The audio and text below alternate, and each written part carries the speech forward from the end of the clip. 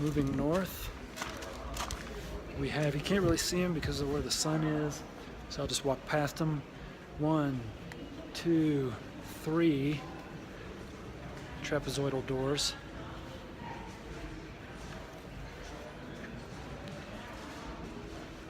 And more trapezoidal niches inside.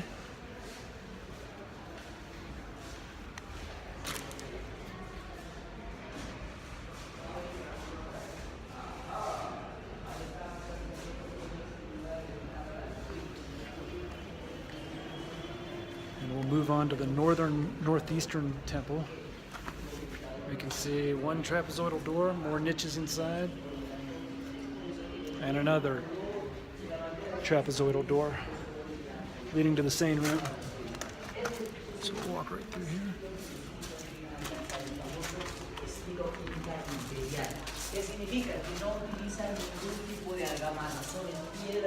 See right here is an example of one of these niches, again allegedly for engineering purposes, but it's just a niche. So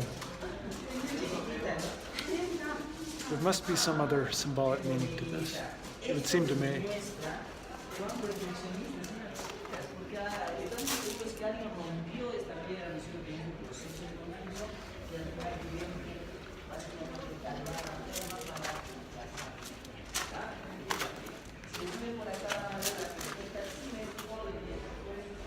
Again, on some of these walls up top, you can see the protrusions that are pretty characteristic of Inca masonry.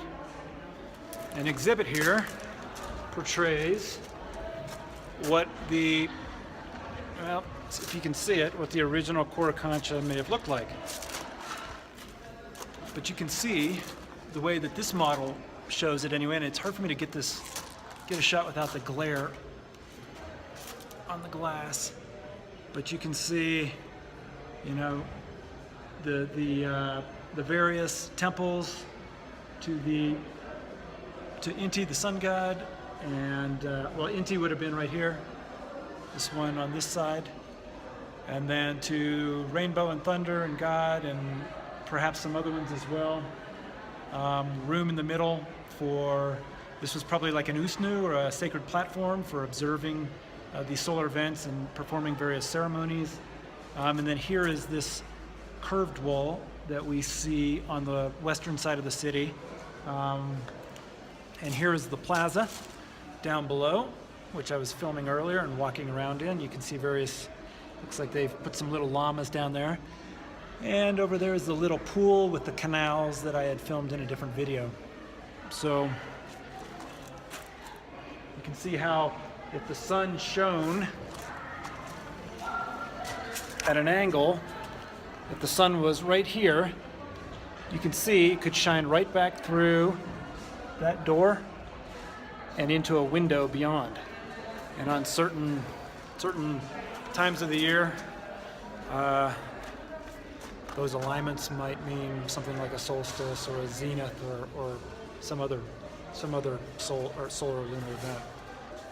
As I continued to explore the Coricancha, I was stunned not only by the beautiful and precise stonework, but how purposeful its design and alignment seemed to be.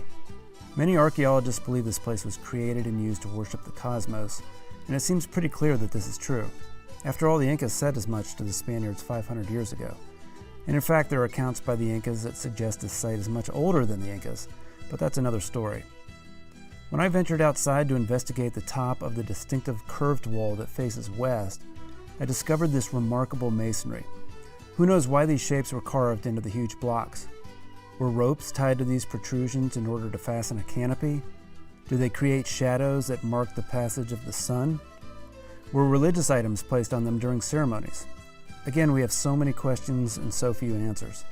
Little remains of the original structure, and we can only guess what it may have once looked like and how it was utilized. Returning inside, my attention was grabbed by a wall-sized painting of the Milky Way. The Inca considered their galaxy to be the celestial counterpart of the Urubamba River, and believed constellations had influence over earthly events. A nearby painting showed the Inca ceque system, which were 42 invisible lines radiating outwards from the Coricancha. Dotting the ceque's lines were 328 huacas, or shrines, that were tended by various kin groups. The ceque system is not well understood today. Perhaps the purpose of its design was to impart a centripetal political force on the peoples surrounding Cusco, pulling their loyalty to their Inca rulers. Humans destined for sacrifice may have walked these lines during ceremonies such as Inti Raymi, held during the June solstice. Maybe the ceques were astronomical sightlines that were marked out using land features, which in turn became sacred places to be tended and worshipped. Do the ceques lines and their associated huacas serve as a map of the constellations? Again, no one knows, or at least no one agrees. As with many other aspects of Inca history, the Coricancha is a mystery waiting to be solved. You know, it's a funny feeling that I get here at the Coricancha. I bought a ticket just for today because admission is not included as part of the boleto turístico Cusco ticket, which gets you into a lot of sites around Cusco, but not the Coricancha. So I know this may be the only time in my life that I'm here. Hopefully I'll be back. And for that reason, I don't want to leave. Plus, there's just a feeling here of magic, spirituality. It's an old place, but it feels like it's even older than that. I was talking with a fellow that I met who is also taking photographs. He lives here in Cusco, and he was explaining that from his perspective, this truly is a magical place, and that the people here in Peru, especially in the highlands, still understand this. And whatever their religion be today, whether it's Catholicism or something else, they preserve this interpretation of places like this as a place to worship the sun. And the Coricancha has become known as a temple of gold, but in fact it was a place of worship of the cosmos. So worshiping what is above us and below us, and here on Earth. And those are the three domains of Inca and Andean mythology and spiritual beliefs. In any case, there's a pull here, and I'm very reluctant to leave. The Coricancha will be closing here soon, so I'll have no choice. But it's just an amazing place, and as with so many others here in Cusco, no amount of research could compare with being here in person, putting my hands on the walls, standing in the doorways, and reaching out and connecting with history.